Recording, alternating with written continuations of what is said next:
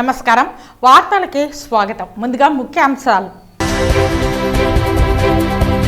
జెడ్పీటీసీగా గెలవలేని MS బాబును పోతలపట్టు ఎమ్మెల్యేగా గెలిపించాం. ఆత్మవిమర్శ చేసుకుని తిరిగి వైఎస్ఆర్సీపీ పార్టీకి పనిచేయాలి పేర్కొన్న మంత్రి పెద్దిరెడ్డి రామచంద్రారెడ్డి.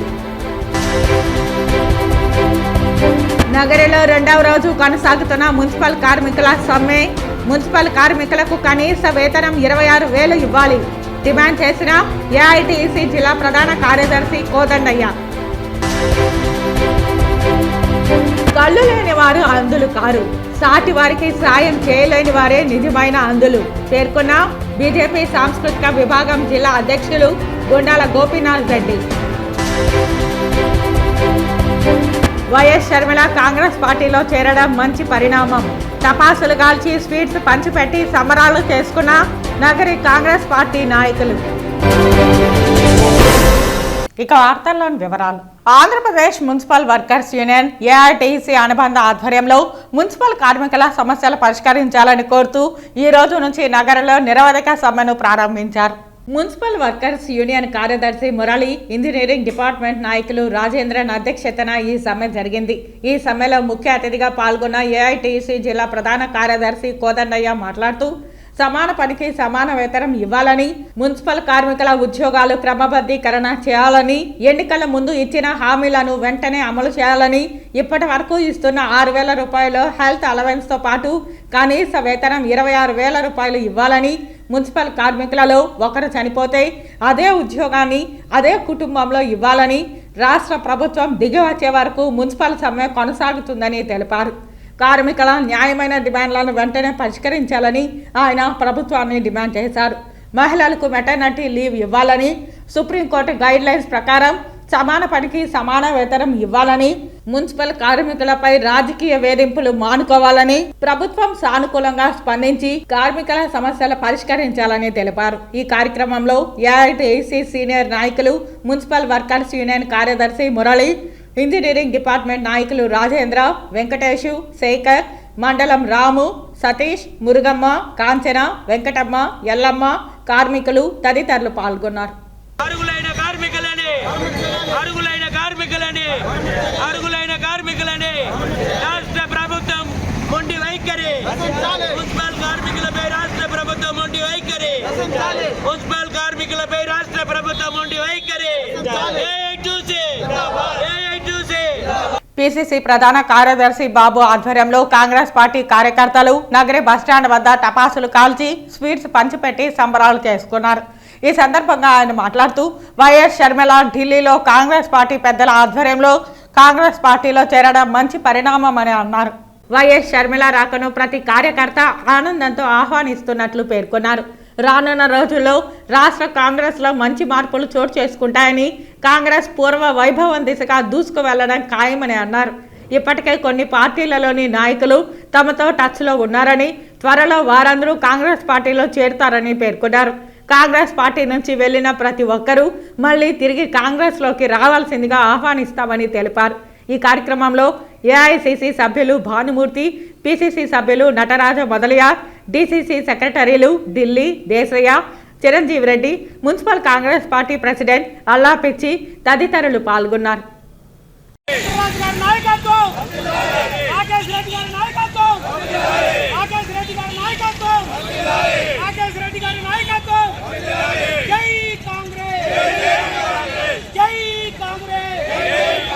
చిత్తూరు నాగయ్య కళాక్షేత్రంలో చిత్తూరు వైఎస్ఆర్ పెన్షన్ కానుకకు సంబంధించి చిత్తూరు జిల్లా స్థాయి కార్యక్రమంకు ముఖ్య అతిథిగా రాష్ట్ర అటవీ శాఖ మంత్రి డాక్టర్ పెద్దిరెడ్డి రామచంద్రారెడ్డి విచ్చేశారు.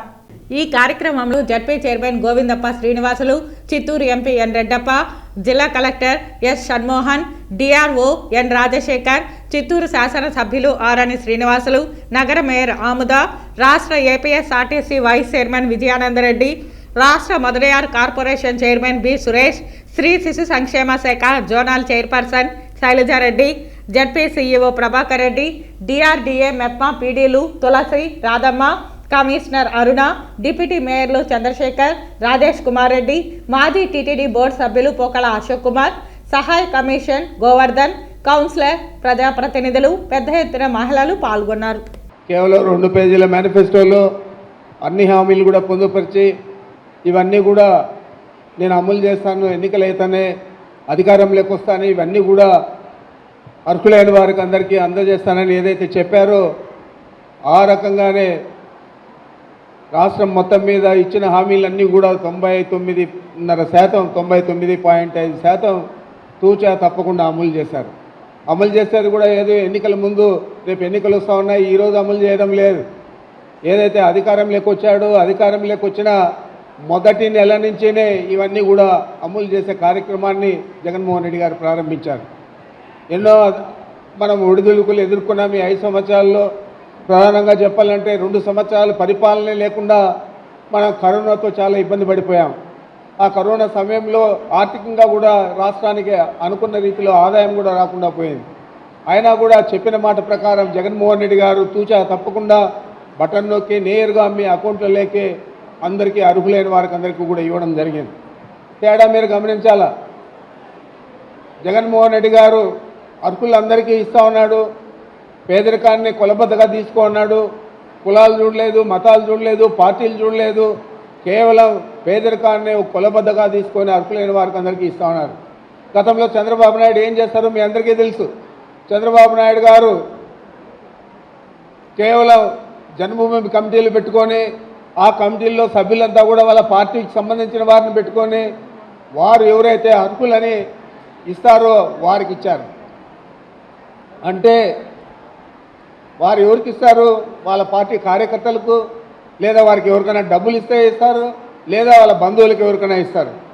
ఆ విధంగా చాలా పక్షపాతి వైఖరిలో జగన్మోహన్ రెడ్డి గారి పాలనను చూస్తే చంద్రబాబు పాలన చాలా పక్షపాతి వైఖరిలో జరిగిందనే దానికి మీరు వేరే చెప్పనక్కర్లేదు.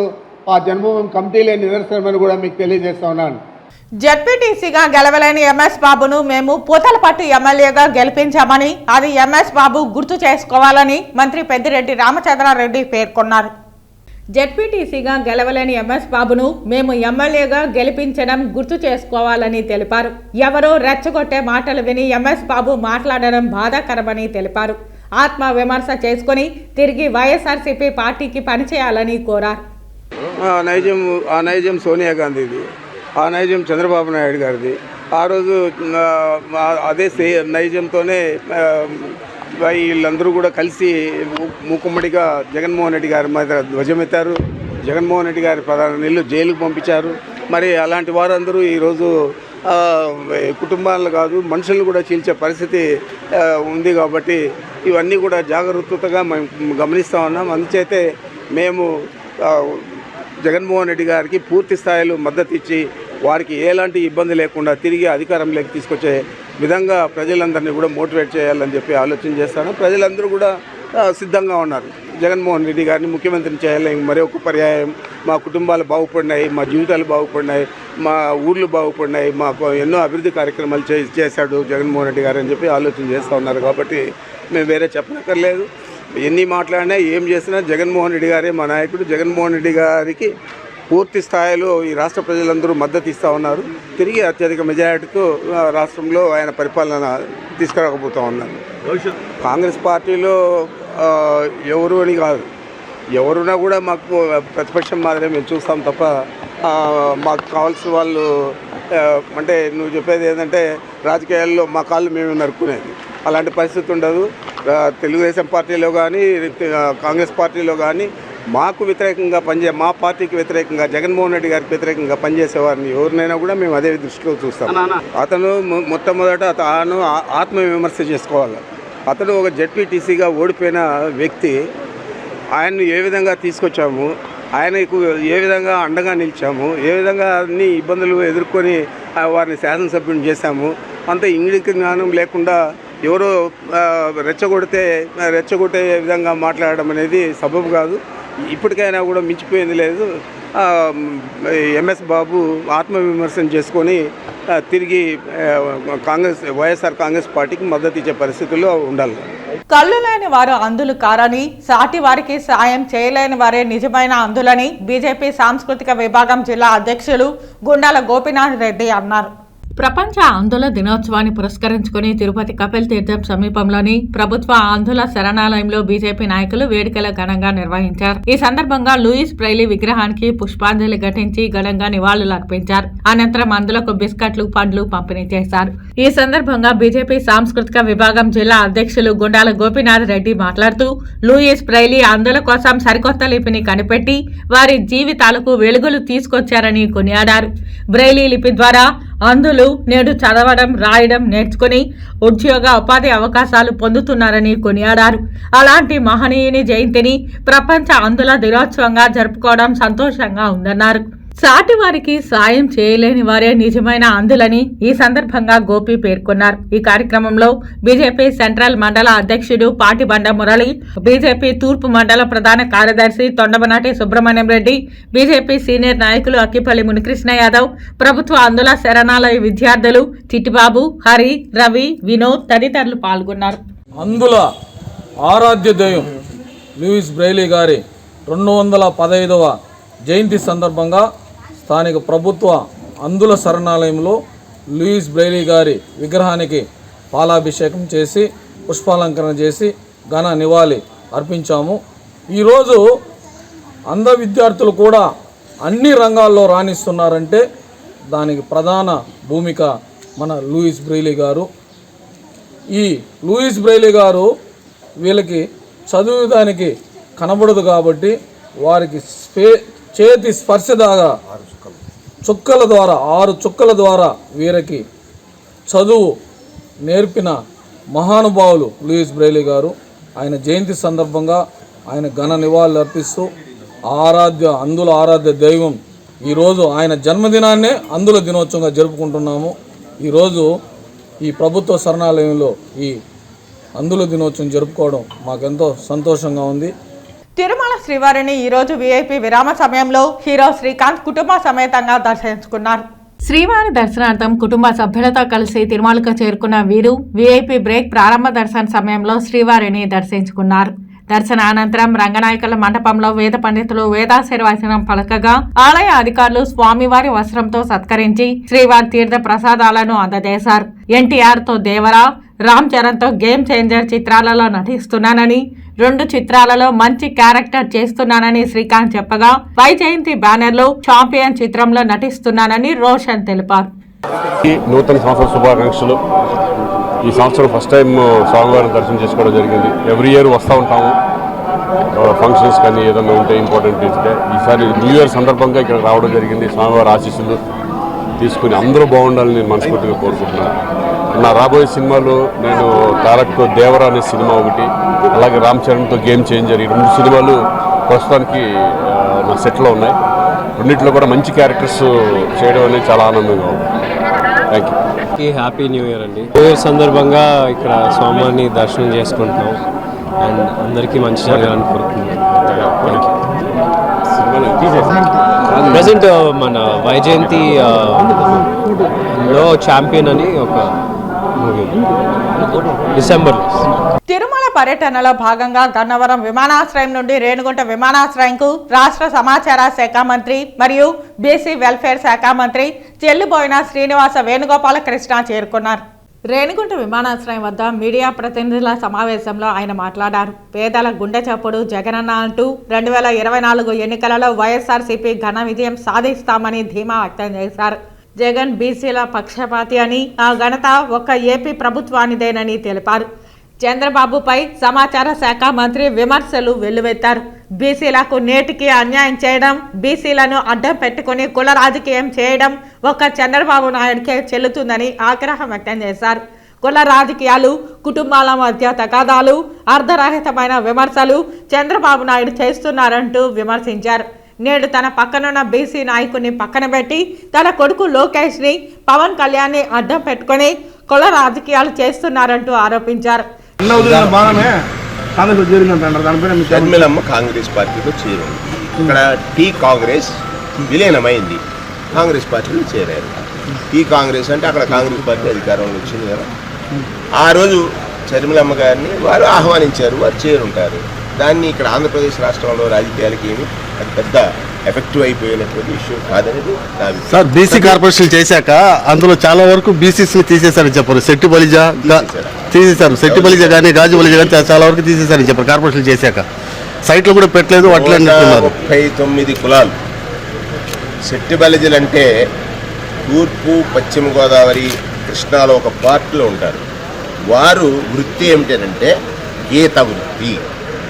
అక్కడ మళ్ళీ రాయలసీమలో శెట్టి బలిజలు ఉంటారు. రాయలసీమలో ఉన్న శెట్టి బలిజలు బలిజలు వ్యాపారస్తులు, వారు ఓసీ స్టేటస్లో ఉన్నారు. రాయలసీమలో ఉన్నటువంటి బలిజలు శెట్టి బలిజలైనా కూడా వాళ్ళు వ్యాపారంలో ఉన్నారు. ఇక్కడ రాయలసీమలో రెడ్లు కాపు సర్టిఫికెట్తో ఉంటారు. ఇక్కడ బీసీ కమిషన్ చాలా క్షుణ్ణంగా పరిశీలించిన తర్వాత ఇప్పటి వరకు రాష్ట్ర వ్యాప్తంగా ఎవరైతే ఉన్నారో కులస్తులు సిటిబల్జీలే కాకుండా సుమారు 27 కులాలు, ఆ కులాలు వారందరూ కూడా రాష్ట్ర వ్యాప్తంగా సర్టిఫికెట్లు పొందేటువంటి ఒక విధానం. ఇంకా ఘోరమైంది చంద్రబాబు నాయుడు చేశాడు. మన రాష్ట్రం విడిపోయేటప్పుడు ఒక ఉన్నటువంటి చట్టాన్ని బీసీ కమిషన్ దగ్గర అడగని కారణం చేత 27 కులాలు ఇంటికి దూరం అయిపోయాయి. ఎక్కడ తెలంగాణ రాష్ట్రంలో మళ్ళీ ముఖ్యమంత్రి జగన్మోహన్ రెడ్డి గారు వచ్చి ఉత్తరం రాశారు. మళ్ళీ కొత్త ముఖ్యమంత్రి గారికి ఉత్తరం రాశారు. ఇక్కడ అన్యాయం చేసిన వదిలేసి న్యాయం చేస్తున్న దాని మీద మాట్లాడటం అనేటువంటిది ఒక దురదృష్టం. పేదల పక్షాన పనిచేయాలి. నేను మీడియాని కూడా కోరుతా ఉన్నాను, అభ్యర్థిస్తూ ఉన్నాను. వాస్తవాలు ఎరగండి, వాస్తవాలు చూపండి, వాస్తవాల పట్ల అవగాహన కల్పించమని మిమ్మల్ని. హిందూ చైతన్య ధర్మ ప్రచార సేవక్ రాధా మనోహర్ దాస్ పుంగనూరులో పర్యటించారు. శాంతియుత ర్యాలీలో 500 మందికి పైగా హిందూ జాగరణ సమితి సభ్యులు పాల్గొన్నారు. జై శ్రీరామ్, భారత్ మాతాకి జై అంటూ పెద్ద ఎత్తున ర్యాలీ నిర్వహించారు.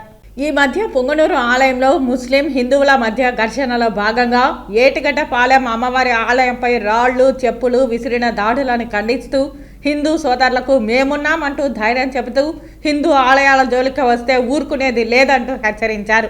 పోలీస్ అధికారుల ఆదేశాల మేరకు వాహనంలోనే ఉండి శాంతియుత ర్యాలీలో పాల్గొన్నారు. చాముండేశ్వరి ఆలయంలో హిందూ ధర్మ పరిరక్షణపై ఎల్లప్పుడూ ముందుంటారని, ఇంకొకసారి మన హిందూ బంధువులు మరియు దేవాలయాలపై దాడులకు పాల్పడితే ఊరుకునేది లేదని హెచ్చరించారు. హిందూ సనాతన ధర్మం చాలా గొప్పదని, వినాశానికి పాల్పడిన ధర్మం తప్పక శిక్షిస్తుందని తెలిపారు. మనమందరం కేవలం వేషంలో మాత్రమే కాక పురుషత్వం, వంశత్వం మన యాక్షన్లో కూడా ఉంది. దాని రుజువు ఏంటంటే ఎప్పటిదాకా మనం వచ్చిందే, మన రహదారి కనబడలా. ఇప్పుడు మీరు నిన్నటి నుంచి మొన్నటి నుంచి ఏదో వాట్సాప్ ట్రోల్ అవుతుందా?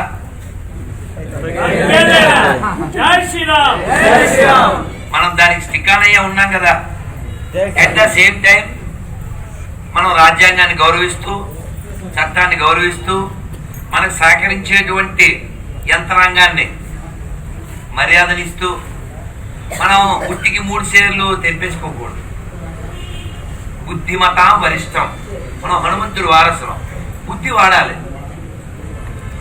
నాకు మన పిల్లకాయలు వచ్చి గురుజీ దిగండి, బండి ఎక్కండి, అక్కడికి వెళ్ళి వచ్చేద్దాం ఇవన్నీ చెప్పారు.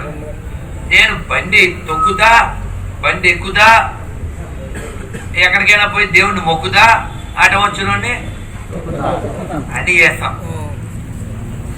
మనకే అభ్యంతరం లేదు. కారు పైన కూర్చోమంటే కూర్చుంటా, కారు పైన నుంచుంటా, బైక్ తోలుతా, బైక్ ఎక్కుతా, వాక్ చేస్తా, ధర్మం కోసం ఏమైనా చేస్తాం. సందర్భం కూడా మనం పరిగణలోకి తీసుకోవాలి. మొండిగా వెళ్ళిపోతామంటే ఎవరు మన ఆపరు. కానీ రిజల్ట్ ఏంటి? నేను మీ అందరికి చాలా మందికి కార్డు ఇచ్చాను. నా నెంబర్ మీ దగ్గర చాలా మంది దగ్గర ఉంది. ఎప్పుడైనా పిలవండి, కాస్త ముందుగా చెప్పండి. ఎక్కడ చాలా దూరంలో ఉంటే ఏం చేయలేం. నేను ఎక్కడికైనా వస్తా, ఎప్పుడైనా వస్తా. తెలుగుదేశం ఇన్ఛార్జి చల్లా రామచంద్రారెడ్డి ఆధ్వర్యంలో పొంగనూరు మండలంలో బాబు షూరిటీ భవిష్యత్తుకు గ్యారంటీ కార్యక్రమం నిర్వహించారు. పొంగనూరు మండలం వలమల దినే పంచాయతీ పరిధిలోని పలు గ్రామాలలో తెలుగుదేశం ఇన్ఛార్జి చల్లా బాబు విస్తృతంగా పాంప్లెట్లు పంచుతూ ఇంటింటికి తిరిగారు. ఈ కార్యక్రమంలో మాధవరెడ్డి, సివిరెడ్డి, గిరి, మాజీ ఎంపీటీసీ వెంకటస్వామి, కుమార్ బాబు, అసూరి బాలాజీ తదితరులు పాల్గొన్నారు. ఇప్పుడు చంద్రబాబు నాయుడు ఈ రాష్ట్రానికి వస్తాడు. ఈ రాష్ట్రం అధోగతి పాలైపోయింది. ప్రతి ఒక్కరి భవిష్యత్తు అగర్ణీయమైపోయింది. ప్రతి ఒక్కరిని కూడా ఈరోజు మళ్ళీ చంద్రబాబు నాయుడు రావాలా, ఈ రాష్ట్రం అభివృద్ధి చూడాలని చెప్పి పెద్ద ఎత్తున స్వాగతం పలికే కార్యక్రమం చేస్తున్నారు.